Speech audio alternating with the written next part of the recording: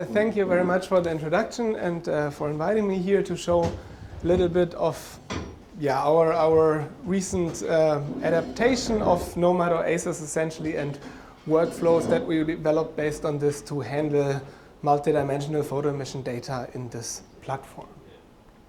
So this doesn't work yet. Let me see.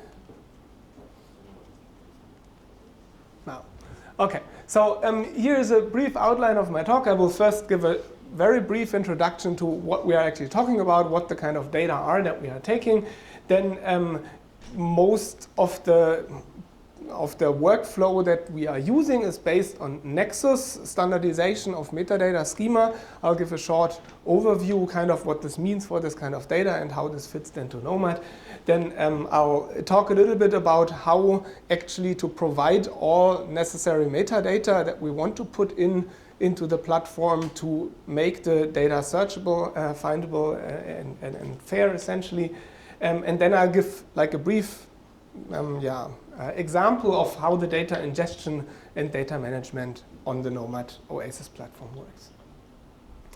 So as a starting point, photo emission spectroscopy is essentially like a photon in, electron out technique. So we shine light, extreme ultraviolet light, onto a sample that then gets absorbed, emits electrons, and we detect these electrons. And these electrons then tell us something about the binding energies of electrons inside the material's band dispersion. It essentially allows us to get like a view on the electronic band structure. So typical data sets from like state-of-the-art photoelectron spectrometers look like what you see here in the middle. So you get kind of an intensity as a function of two momentum dimensions along the surface, and the vertical dimension is the energy of the electrons. And you can also, like on the right side, visualize this in a way. And what has now becoming more and more available, that you extend this kind of three-dimensional data set into further dimensions, that you, for instance, add the information of spin, which kind of is something shown here from this paper. Another example that we mostly do in our lab, that we add the three-dimensional data, we add the dimension of time by doing this in a pump probe experiment with ultra-short laser pulses. This is an example that you see here, and that kind of defines this paradigm of multidimensional photo emission spectroscopy, something like more than three-dimensional photo emission spectroscopy. And if you take this a step further and think about, okay, well, what can I consider kind of as a dimension in my data set, then you can also say, okay, well, I just take my intensity and I consider it as the intensity of, let's say, everything, every parameter that I can change in the experiment. So that brings us from I just measure an intensity to I measure an intensity in a hyperdimensional space that, for instance, considers the material I'm looking at. It has, of course, still the energy, the momentum, and so on. It has the spin, it has the time, it has the temperature, has the photon energy, polarization, whatnot. Everything that you can think about, we treat kind of as a parameter in this hyperdimensional space. But that, I mean, of course, sounds compelling, but of course, this is now a gigantic hyperdimensional volume that, you will never fill it completely. And it's also, finding then data sets to a respective property or a combination of these parameters, kind of looking for a needle in the haystack. And that's why it brings these challenges of this like huge parameter space. Also, the data sets, they're getting very large. The more of these parameters we actually resolve, the higher dimension also our data sets become. And we might need to apply some calibrations, normalization, and so on, need to standardize, need to characterize this. And this really brings up the demand for a powerful pipeline, how to generate and annotate these data, and how to also be able to search these data. And this is what actually, where NOMAD comes into play, because it's kind of, as I will show you, more or less the perfect search engine to find the data set of interest in this hyperdimensional parameter space here. And this is essentially what I want to talk about. How can we use NOMAD OASIS for generating and managing such kind of data sets? So before I want to go to the actual details, to really implement this and get our data into the system, we need to have a standard that our machine understands how we actually describe all this data. And that's why we need a good metadata standard. And for this, as a starting point, we somehow looked at, well, what are ingredients to this experiment? What do I need to describe about my experiment to understand it, to reproduce it, and how can I structure this? And so, for instance, the experiment contains a light source, then maybe some pulse shaping or splitting, energy conversion, whatnot. And then we have a sample here on the left side, and then we have an electron detector, that's the scullin that you see here. And on the right side, we get some kind of image, output, data, however they look like. And now we kind of started and collected all parameters that are necessary to describe these different things. So for instance, the light source, what type of light source is it? What do we do with the beams? Do we monochromatize them, etc.? Then what are the parameters of the sample? How does the energy analyzer work, and how does it determine the spectrum that you measure in the end? And then we do some processing and so on the data, and then essentially get these multidimensional data out. And this structure, how this experiment looks like, how these metadata are described, this we kind of use to create a NeXus standard, NXmpes it's called, to describe most generic photoemission data. We try to make the standard as flexible as possible to describe all kinds of photoemission data. And then we kind of generated a hierarchy of application definitions that restrict these, or restrict is the wrong word, that specify which parameters should be present for a certain type of experiment. So if you have, for instance, an angle-resolved photoemission experiment, then what you expect in your data is kind of energy and angle or momentum, they are equivalent. If you have a time-resolved photoemission experiment, then in addition you would expect like upon probe dimensions. If you have a spin photoemission experiment, then you would expect the spin dimension, etc., and the description of the experiment that was used for this. And now to get the data from what the machine delivers into this NeXus standard that NOMAD can understand then, we built this kind of, what I show here as kind of a data conversion pipeline, which takes in these NeXus definitions, what you see up here. So this is our description of the schema.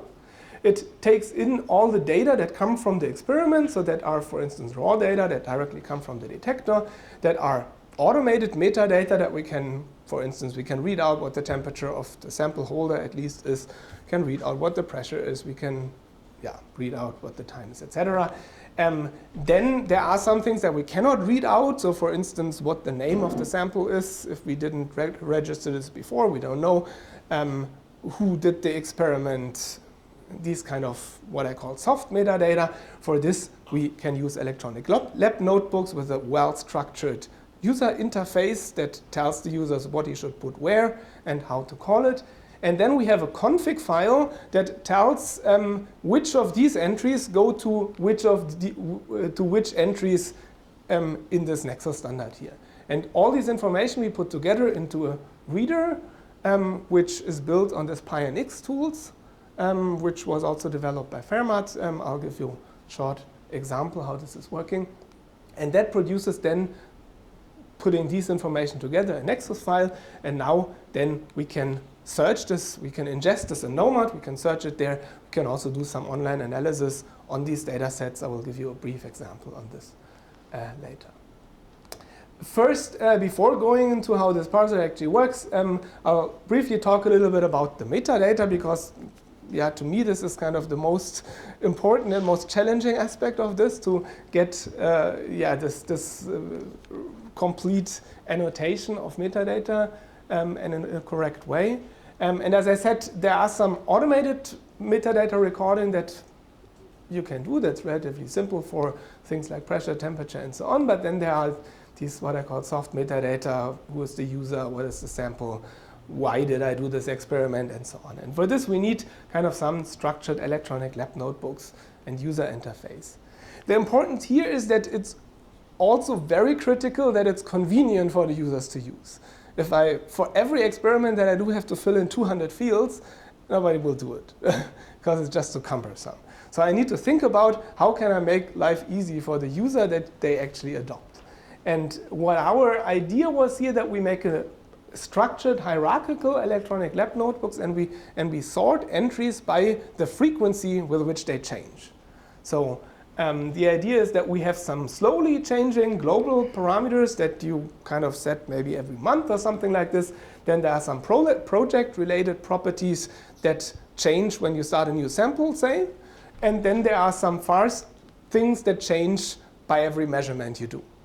But those are only a few. So I mean, I brought up here some examples. So if you have a new user, you register it once, you write the affiliation and email once, and then you link to this user. And you don't have to ever put it again. Just say, this is the user that did the experiment. Then for the sample, it's the same. If you kind of add a new sample, you describe what it is, what its composition is, where it comes from, etc. And then maybe if you did something to this, I don't know, sputtered the surface, something like this, then you can have still an entry that describes how you do this, but you don't change the entry that contains the more slowly varying parameters. And the same goes, for instance, for the probe beams, pump and probe beams, like pulse energy, polarization, and so on. We change often, but the footprint or the photon energy, and so this is something that we typically set once for the experiment. And so this is kind of the structure that we came up with. So you have like an instrument status entry, which is essentially like an updated chain of entries. So always the most recent one represents the current state of the machine, and this is automatically detected by the system, takes this entry, takes the information from there, puts it into the file. The same goes for the laser status. Then we have an entry describing the project that you are doing, so where you can describe why you do this experiment, etc. And then for every measurement you do, there is kind of one entry here that is actually also being automatically generated and just leaves a few entries free that you need to provide if they cannot be automatically detected. And that contains all the fast changing parameters. And now the conversion kind of finds, so I mean, you need some kind of tag to identify a measurement.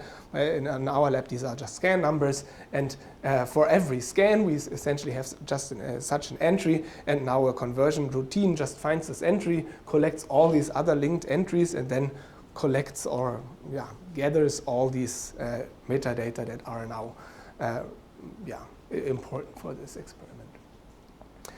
How you actually implement this, there are different ways. So we have an implementation in NOMAD of this ELN. We have an implementation in ELAB FTW that we are actually using at the moment because this is a little bit more convenient to use. Still, maybe the new user interface will make this even better so that we can also adapt completely to NOMAD here.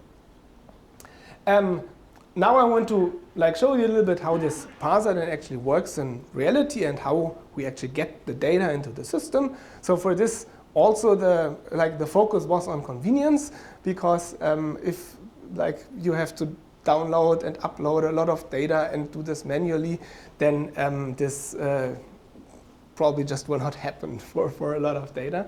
So the goal was also to kind of make this as automatized or have a streamlined pipeline. So what is behind this is a Python pipeline essentially that collects data from our storage server that directly comes from the experiment. It finds this ELN information based on the scan number, also collects other metadata, for instance, from an EPIC system, and then out of this, through a data processing pipeline, converts or generates a set of converted data, which we typically treat as X-arrays in Python, that contain this volumetric process data and then a tree of all the metadata. They are now not sorted yet to NeXus, and for this we come as I mentioned before, we have this config file here that can also itself contain some metadata. So for instance, each entry here, it's a dictionary, each entry here kind of contains a NeXus path, and on the right side, you tell it where this information comes from. It can either be a literal, so if this doesn't ever change, just what your lab is, etc., you just write it here in the config file. If it should come from the file, then you can either get it from this tree of metadata. So there are these like attributes here, where you can say, okay, I want to get something out of this tree of metadata, that would be here. And then you can also get, for instance, this data out here with a different kind of description. So this is a very flexible thing. If you want to change something about how this interconnection works, you don't need to change your software. You need just to change this config file. And that both goes now to PyNX tools plus the PyNX tool NXmpes plugin to PyNX tool, and that converts the data into NeXus and checks for consistency, data types, etc., and so on. And now I actually want to give you an example how this is actually running on our NOMAD OASIS. So this is a short movie here, because we are actually doing this conversion and data treatment. It's not running? Maybe. Oh, okay. We actually, so we have like a template as an upload example here, which contains scripts to run. So we generate just one of these. I just did this here already. So this is a principal, an empty template, where it just has a few Jupyter scripts. And now we go to the North tool, this NXmpes tool here, and that opens a Jupyter instance here. And that actually has access to our data in the lab. So we mounted our data sources here in there. Now we go to this upload here and open this save scan to NeXus script here. Here we can enter now the scan numbers that we want to convert. So in this case here would be 2. It's just a list. We built this package spec scan here that knows how to load the data, convert them, where to find the metadata, and so on. So this is something a bit lab specific. And then we kind of run this load scan function here that kind of finds the data on our data drive based on the scan number, collects the data, converts them, finds metadata to it, and then it saves them to the NeXus file using this PyNX tool. And then what you get here is kind of 2 NeXus files out that we can now, if we go back to NOMAD, we can process them. So if we go back here and go to our uploads, back to this upload here, then we can say reprocess, and now you will see that these 2 scans here show up here. It takes a moment, but they are NXmpes experiment. The name gets the scan number, and you can actually browse them here in NOMAD, and it knows which material this is, and so on, and you can make this searchable in NOMAD. This is what I will show you now. In the next step, how to kind of find now the data set of interest in NOMAD once you have kind of all your relevant data converted into the NOMAD OASIS here. So this is another short movie. I hope it runs. Let's see. Where I just want to give you, so we built for this kind of a NOMAD search app, which is this NXmpes app here, which is a little bit based on the NeXus app, that is but a bit more specific to parameters that we are actually interested here. So here, for instance, you have an overview over the materials or compositions that you measured here. You see temperature, get some overview, and you also see when an experiment was performed. So you can, for instance, already start filtering. Okay, I know this was done 3 years ago, so you can kind of just select this. You can kind of look here for material. You saw this before. You can, for instance, select a certain element and then certain type of measurement you see, or a certain type of material. You see that you also have measured different samples here of the same material, so you can select this. And then there are also other parameters that you can filter for. For instance, another one would be, as we do in pump probe experiment, an important parameter is the fluence, the excitation fluence, or the power that we put into our excitation laser pulse. You can also look for the polarization of the excitation pulse. And here we can say, okay, we are just interested, let's say, in this range of fluences here, let's say. And now we see that we have less data sets, restricted our selection already. Now we can also say, okay, we are interested in a certain range of pump probe delays that are being investigated.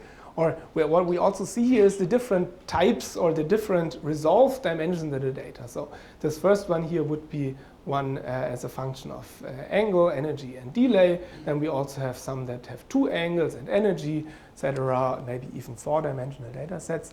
And something that is quite interesting, I will show you in a minute again, is this one here, which is kind of a scatter plot that indicates you what the quality of your data might be, so that you get and guess what this can be. But first we want to limit here, let's say, for experiments that go up to, let's say, 800 femtoseconds or so these only go to 200 femtoseconds, they go to 800, and now we actually selected or restricted our data set already down to 2 data sets here.